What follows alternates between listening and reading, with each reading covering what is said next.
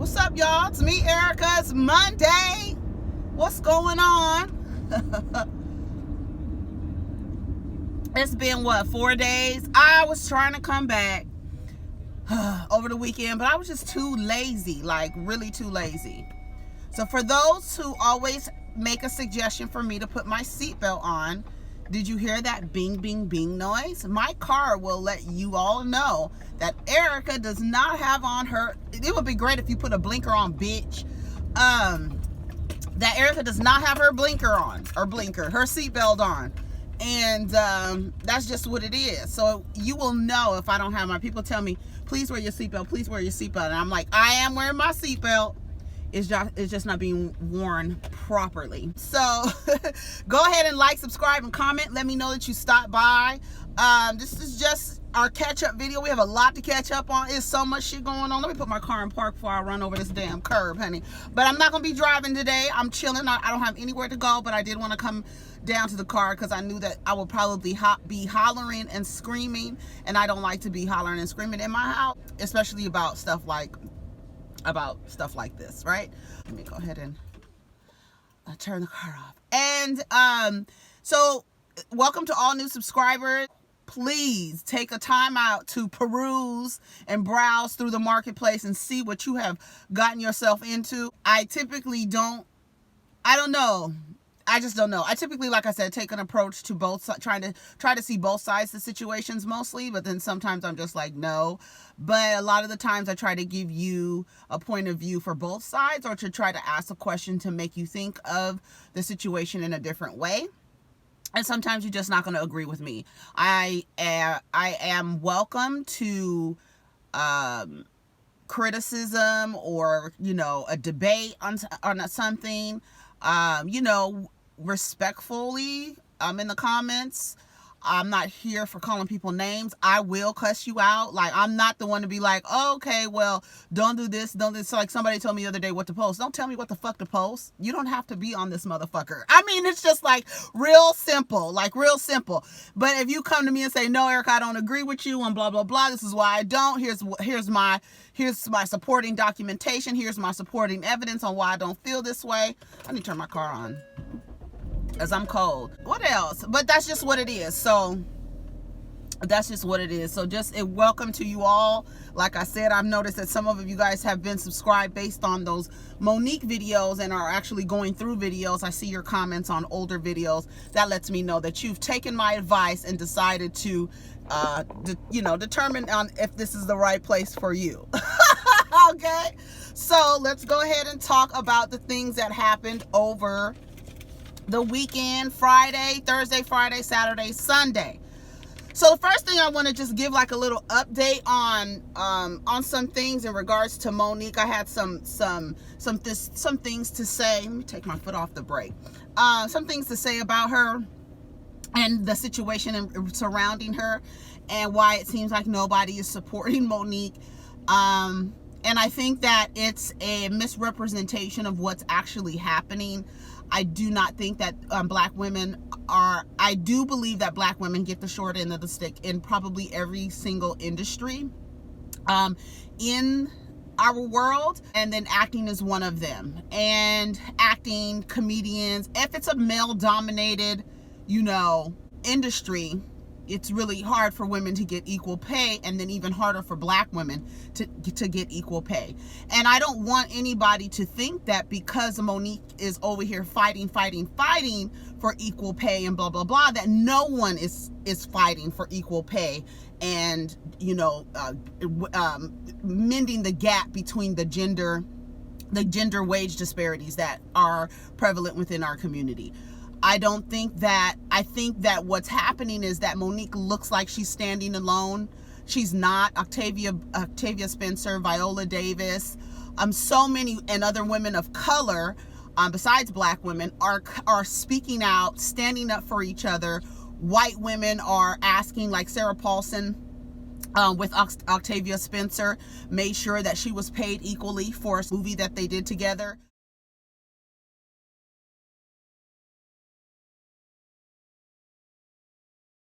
And then LeBron James made sure that he's executive producing the Madam C.J. Walker project that's going to be coming on Netflix, and Octavia Spencer is in that, and he went into Netflix. Netflix, once again, did not give her what they felt was fair, and he went in and fought for her, and he has a vested interest in that because that is something that he's executive producing. Here's a black man going inside and saying, hey, I'm using my privilege, my power, my reach, and my voice to say, this is a project I'm executive producing for Netflix. This person needs to have equal pay. So we cannot act like Monique is not being her, what she's saying that she's working towards is being left unworked, right? People are working on behalf of black women. People are speaking up in behalf of black women. What is happening with the Monique situation is that Monique's tactics and approach are not the way that we can get things done. No one is saying to compromise your principles, your values, your integrity. Nobody's saying to take Steve Harvey's advice in that approach, in that way. What we are saying is, Monique, we are working for what you're saying that you're working for. We know that this became a very personal issue to you because you were directly affected by it. But we are taking a different approach, one where we feel like is not as counterproductive as what you're doing. But what we're going to do, we're going to continue to fight, and you continue to fight and do it your way. We just don't do it that way because we have seen in the past that your way doesn't work. Nobody is saying to, again, compromise your integrity. Nobody is saying to do that. Your tactics on how you fight this war is not the way that we have decided to fight it. And the way that you're fighting it, it looks like you're standing alone. But what we're doing, where we're actually getting change to happen, is going to indirectly benefit you. So keep doing what you're doing. We're going to do it a different way, and we're going to get things done. Hopefully you can get things done your way. Probably not. We've seen time and time again that way and that approach and that tactic does not work to get things done. It's counterproductive to the message. So that is what I had to say. I don't think anybody is not supportive of Monique. It's a personal thing. That's why everybody keeps saying it's personal. It's personal. It's personal, because nobody is not fighting for equal pay amongst black women in Hollywood. People are fighting for it. So we don't want to lose the message, the actual real message, that somebody is not being paid fairly along with her peers, whether they are white women or their male counterparts in the industry. So let's just be very clear about that. I just wanted to make that very, very clear. I know I am very hard on Monique because I'm a person who doesn't like their intelligence insulted. And based on, like, we come from the same tribe, so I know what you're doing, and I think a lot of the support for her is performative. And I was talking to someone and said, I think a lot of the support has to be performative for Monique. We have to be loud for Monique. We have to be, but we don't, if that's not our way to fight fights. You can look at a lot of movements within our community where one person is a little bit more aggressive with their approach than the other person. And some people take a more aggressive approach. Some people take a more intellectual, calculated, strategic approach. And I think the strategic approach is actually when you're able to get inside and use people of influence and power to get what you want and to speak loudly. And I think like Lee, Oprah, and Tyler, they are in positions to where you do not have to ask white Hollywood to pay you equally, right? These are your counterparts. They have worked hard enough to put themselves in positions to where they don't have to seek white Hollywood's acceptance or definition of what fair is. And I think that's the reason why I'm so hard, because I'm like, okay, because your approach is not going to get it done. You don't have to agree with Oprah, Lee, or Tyler's tactics or approach, but they seem, the way that they're doing it, and the people that they're working around and surrounding themselves with, they're fighting the fight a different way.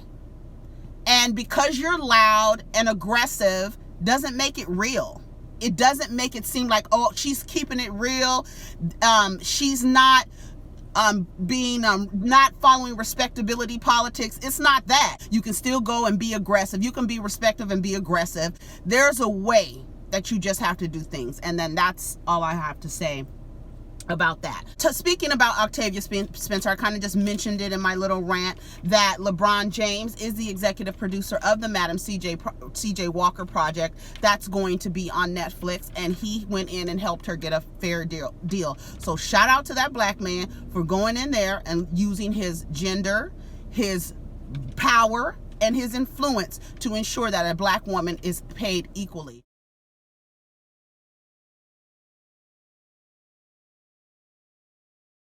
Now, do we want to get away from them having to do that? Of course. Like that's the goal. Like, I shouldn't have to have anybody fighting for me. But if I need somebody to fight for me, I want somebody who has the access, the privilege, and the influence to fight for me, right? And that's just what it is. And I'm going to take a different approach so that I can make sure that, like my grandmother used to always say, you pet the lion's head while your hand is in his mouth. You don't get all crazy while your hand is in the lion's mouth. You pat their head until you get your hand out. And then when you get your hand out, you can kill and slay that motherfucker. And that's just what it is. That's just what it is, okay? Tekashi 6ix9ine, also known as Daniel Hernandez, pretty soon to be known as somebody else, is going into witness protection program. I'm not sure how that works. He's decided to cooperate with the FBI in the racketeering, gun charges, attempted murder charges that he has. They said he's going under witness protection. Somebody says, is it full witness protection? I didn't know it was a half witness protection. So whoever has the education or the knowledge of how witness protection works, can you drop it in the comments? Because we're trying to see, how does it work? Because he got all these tattoos on his face. He has children. He has his mother. But can he go to Mexico while you're under witness protection? Or can you go to Puerto Rico because he's half Puerto Rican? Can you go to witness protection with that? Like, how does that work? You cooperated. And that's why I was watching The Breakfast Club, and Casanova's a rapper.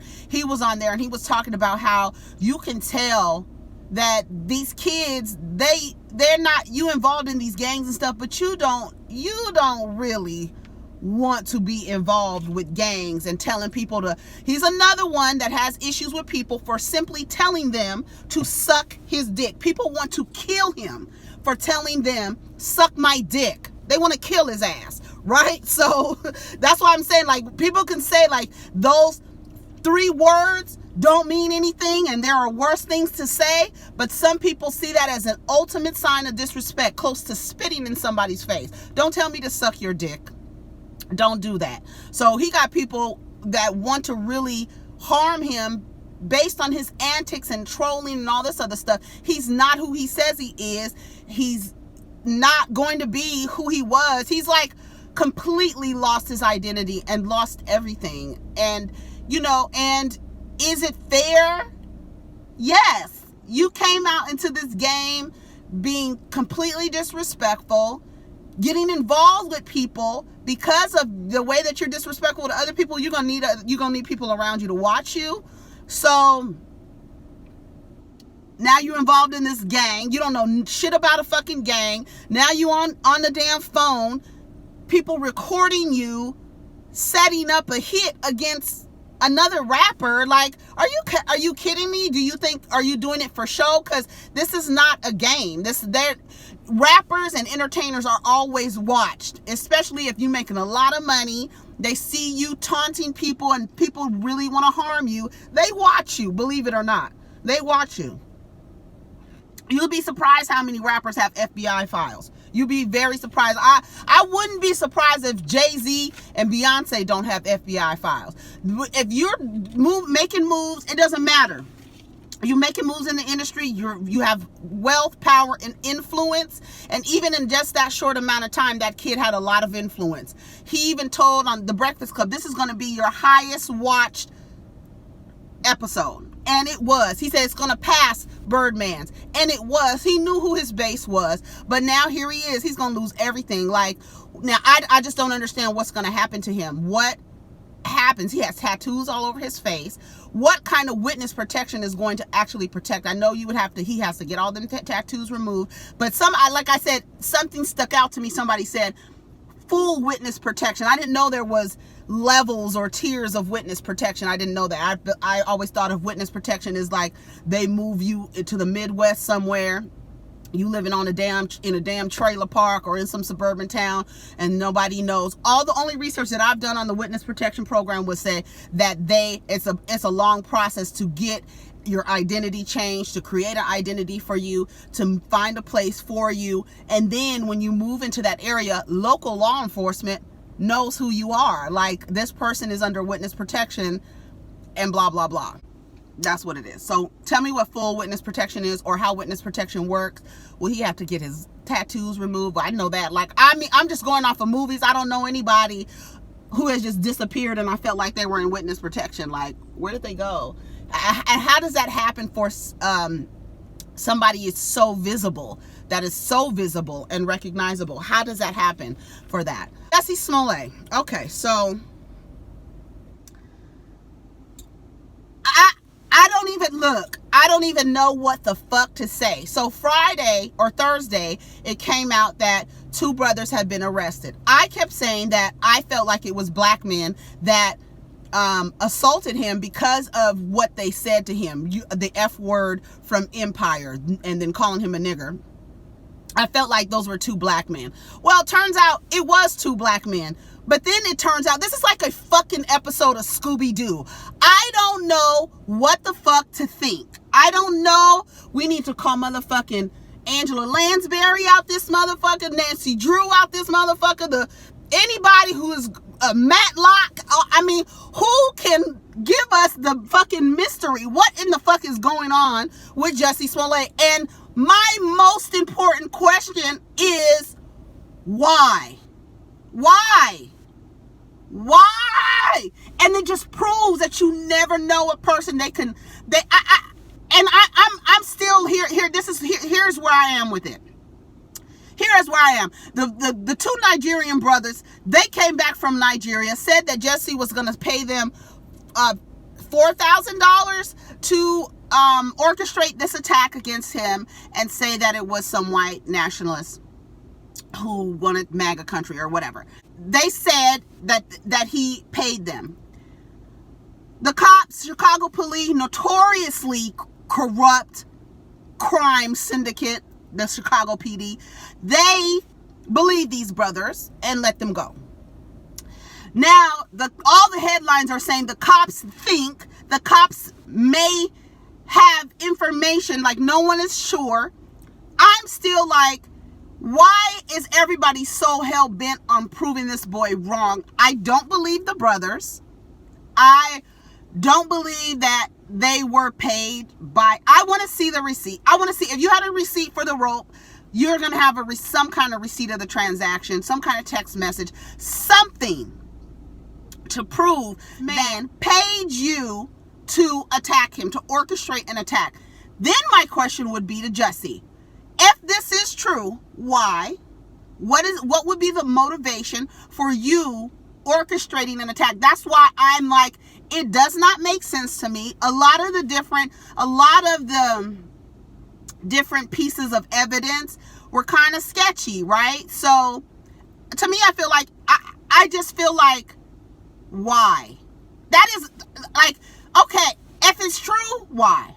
And if it's true, I'm so disappointed, because I felt like when I saw that, emotionally triggered by him having this experience. So now I'm like, why? I've always seen him in interviews, and that tells you, you do not know a person. You just don't know a person and what they're capable of doing. They're trying to say that it was because he was going to be written off of Empire, and the Empire writers tweeted saying there's never been discussions about him being kicked off.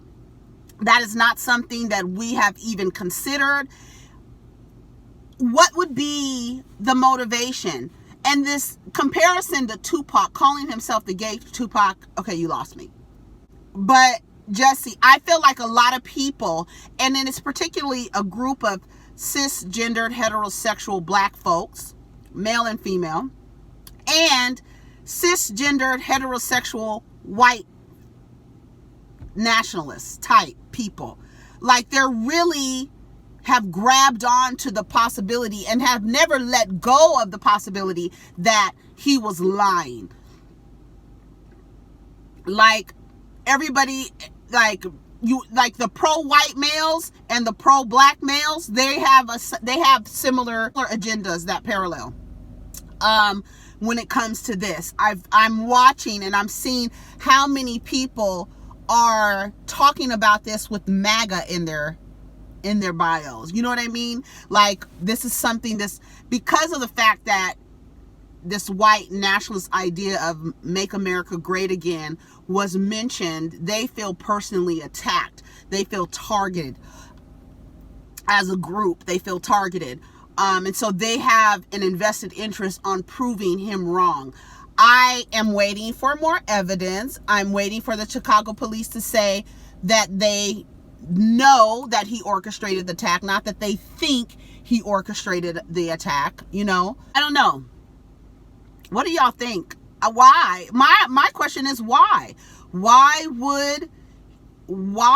would he do that? Why would anyone? What would be the motivation? And it's nothing that I could even be like, well maybe, like, to me, like saying that, oh, he thought he was gonna get written off. Would that be a reason to orchestrate an attack against yourself? Like, I just don't understand. This is goddamn Murder, She Wrote. Okay, we need Angela Lansbury. What was her name on Murder, She Wrote? We need her on the case. We need Daphne and them on the case. I'm just gonna wait for the facts. Now you're gonna have to. If you're saying you think that he orchestrated, now you're gonna have to prove it to me. So some news came out yesterday about a commander, a New York Police Department commander or inspector, Emmanuel Gonzalez, put out basically a hit on fucking 50 Cent.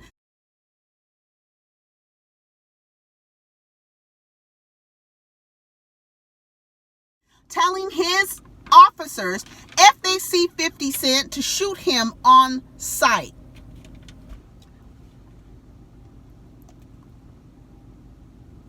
What? You need to be investigated. What the hell? Do you have this personal problem with him? And 50 Cent, like, I take this threat seriously. My lawyers are looking into this. This man needs to be investigated and removed out of whatever position he's in. Because if he's telling officers, but see, if he's telling officers to shoot somebody on sight, it's no telling how many times he said it. And, you know, that's another corrupt crime syndicate, the NYPD. Just corrupt. I always say the Fraternal Order of Police is the largest fucking organized crime ring that runs this country. And I've also said that I believe that's an order from somewhere. There's a standing executive order somewhere that tells officers to shoot black men on sight. It's because I just don't understand how, because they always seem to get out of situations where they have held people hostage, they have shot up entire churches, they have blown up buildings, and they figure out a way for these motherfuckers to get out unscathed, unharmed. I always feel like when it's crimes against black folks, when it's like some kind of like a Timothy McVeigh situation, he low-key is doing work for them. Like, oh, you want to kill a bunch of niggas? We don't have to kill them? Oh, great, do it. And we're going to make sure you're protected so that you will actually live, and that's your reward. Burger King is your reward for killing a church full of black people. I've always believed that. R. Kelly is back in the news. Michael Avenatti, who is Stormy Daniels' lawyer, that's where you might know him from. And also he's made some hints that he was going to run for president. But he has been given not one, not two, but 3 tapes of R. Kelly sexually assaulting a 14-year-old girl.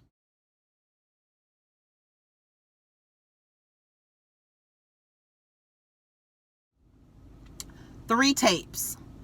3 tapes. People at CNN have said that they've seen it. It's clear as day. It's about 45 minutes long. And there's dialogue on these tapes, on these recordings, that reference the girl being 14 years old. Gloria Allred said that she believes that the girl that they're talking about is a client of hers. So hopefully this is the nail in the coffin for Robert Kelly.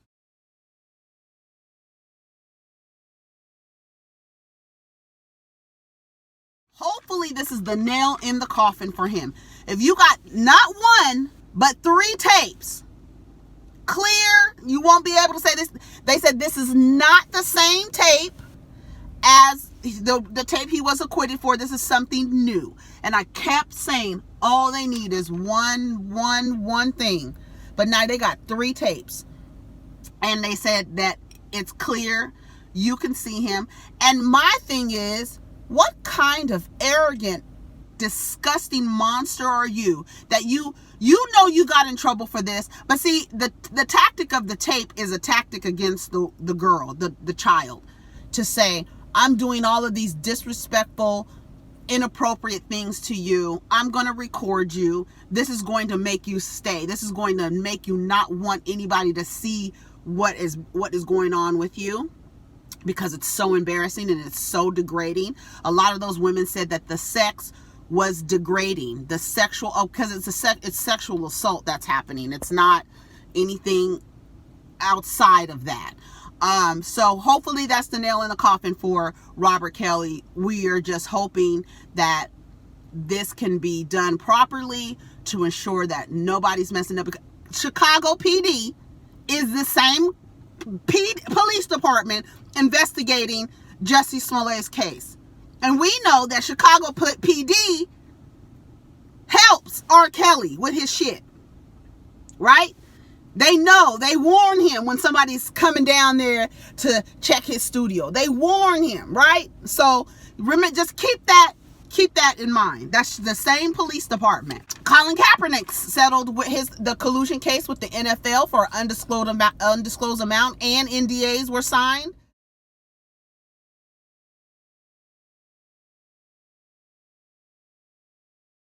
So we'll never know. It's just going to be a bunch of speculations on how much he got. A lot of people were saying, comparing Steve Harvey's advice to Monique and comparing Colin Kaepernick's tactics and approach to getting things done and being actually compensated for standing up for what you believe in and keeping staunch in those beliefs and not backing down and doing it with pride and integrity. And this is Colin Kaepernick's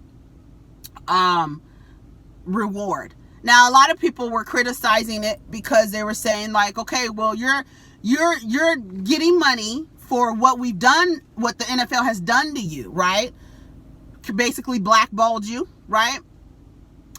But you're not allowed to talk about this at all. So how does what happened to Colin Kaepernick, how does that not happen again? Because a lot of people were, just like I said, criticizing, like, okay, you guys don't get to talk about it.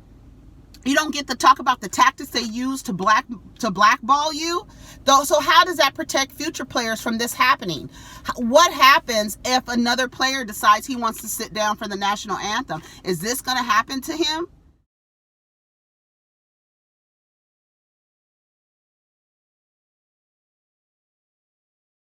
And what are we going to do to prevent that from happening? Understand what I'm saying? All right. So what do you guys think about it? Do you guys take the approach by saying, he took the money, like I said, the money slid across the table and everybody's silent about what happened because you signed a non-disclosure agreement, so you can't really talk about it. Can't talk about how much they settled for. I don't even want to say, like, what I think, how much he got. A lot of people are throwing amounts out there. You don't know. You have no idea. So every amount that's being thrown out there is merely speculation. That's it. 21 Savage is out of the ICE detention center. He did an interview on ABC.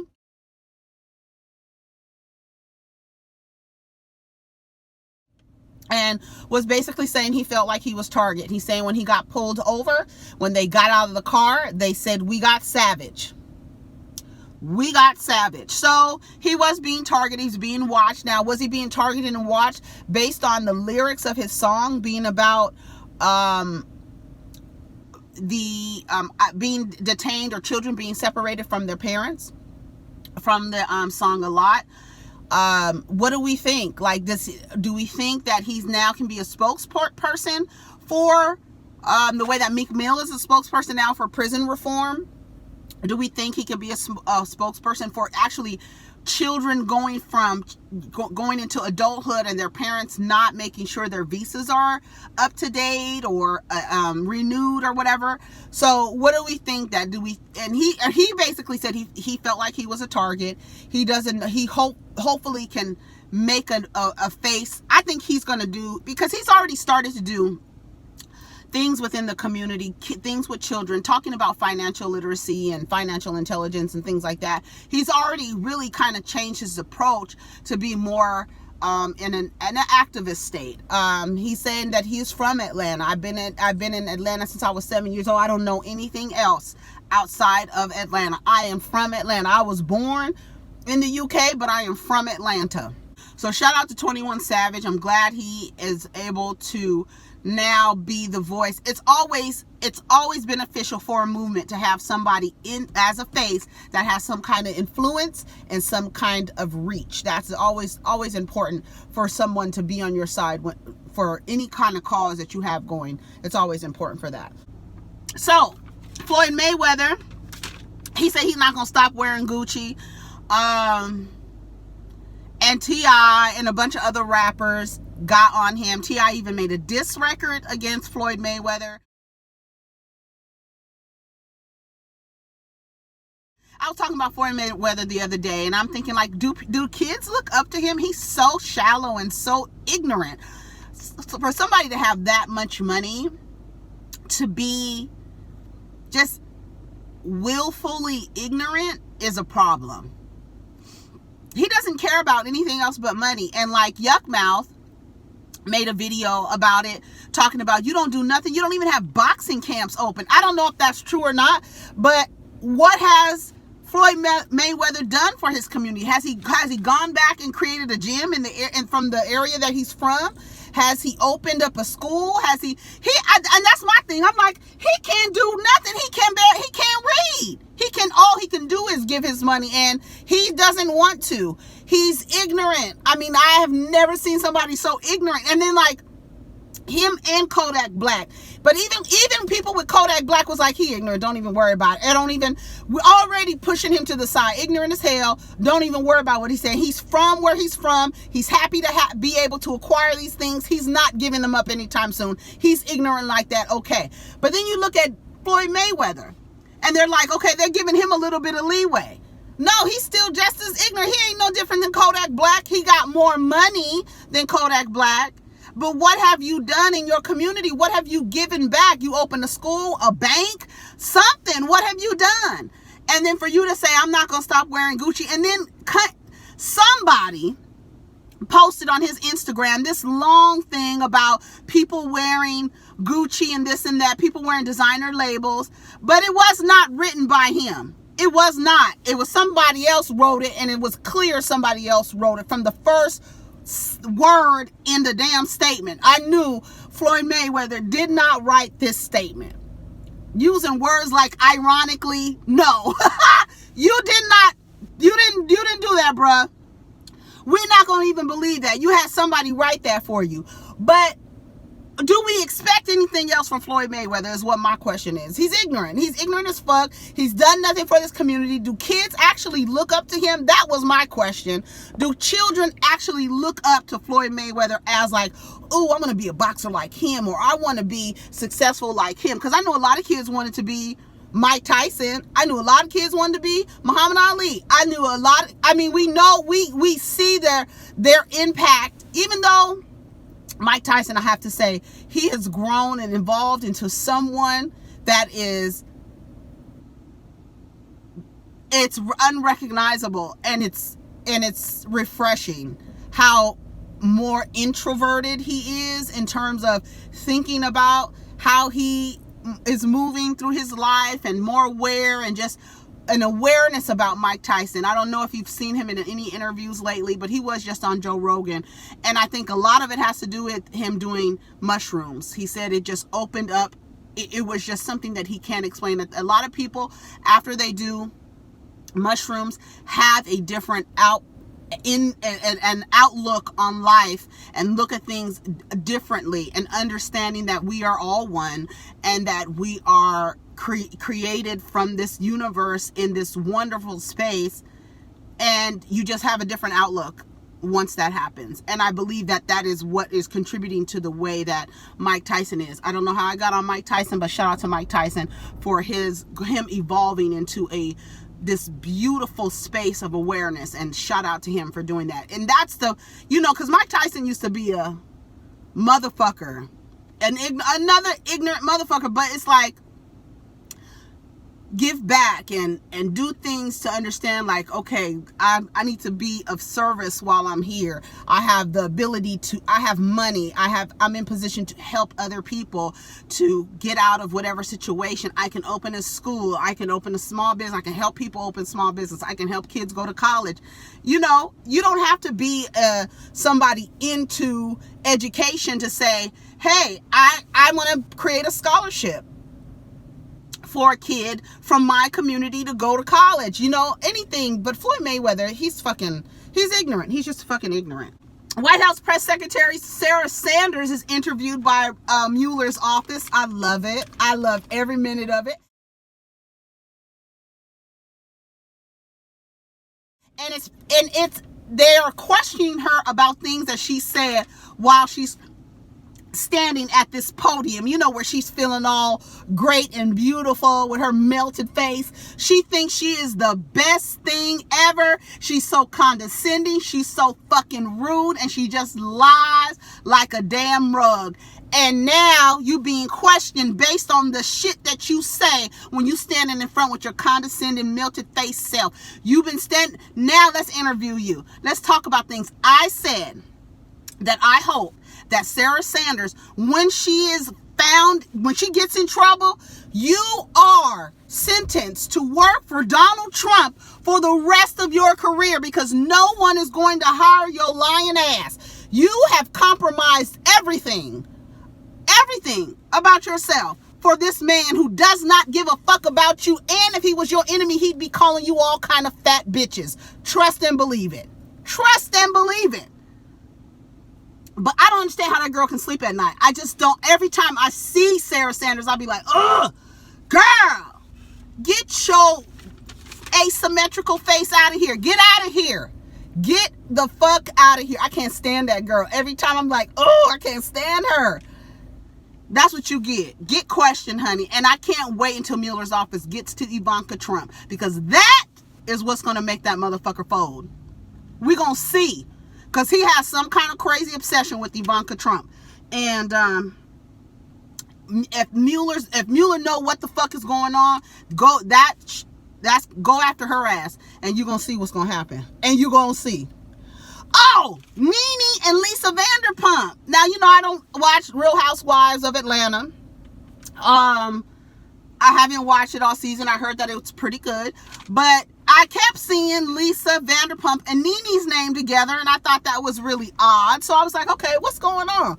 Turns out now, shout out to Lisa Vanderpump. She is a Virgo. She is my favorite on the Beverly Hills Housewives. I am watching Beverly Hills Housewives as well. I'm here for the houses. Teddy's house is the bomb, baby. I fucking love Teddy's house.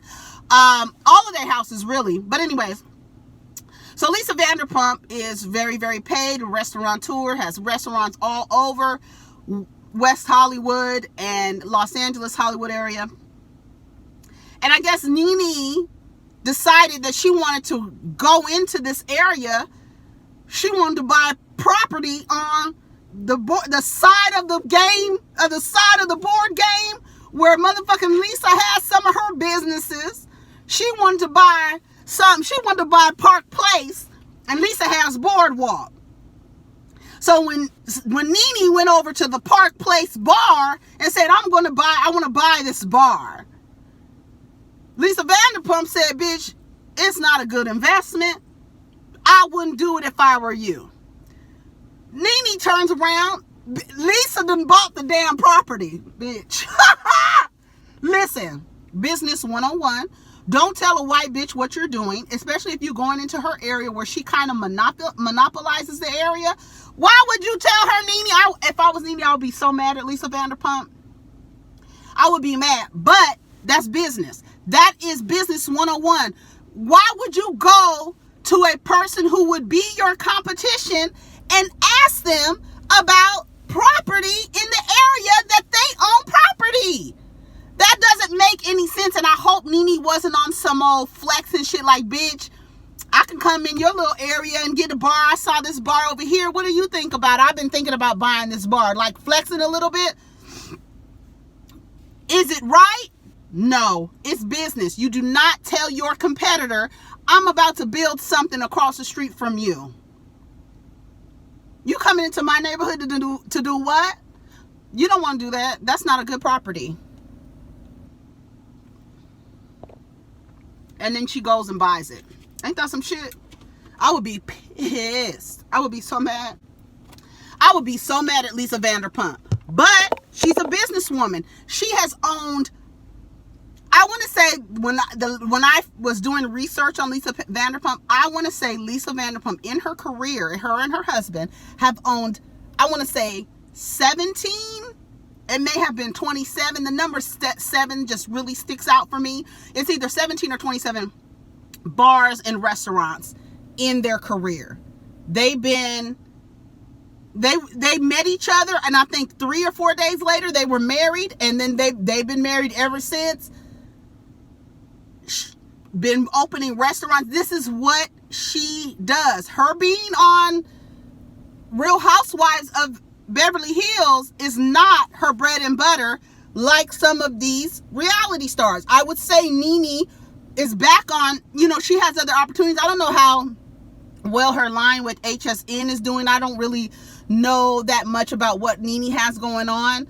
None of them really. I really don't know anything about what any of them have going on. But I do know that Lisa Vanderpump is a restaurateur, and that is her profession.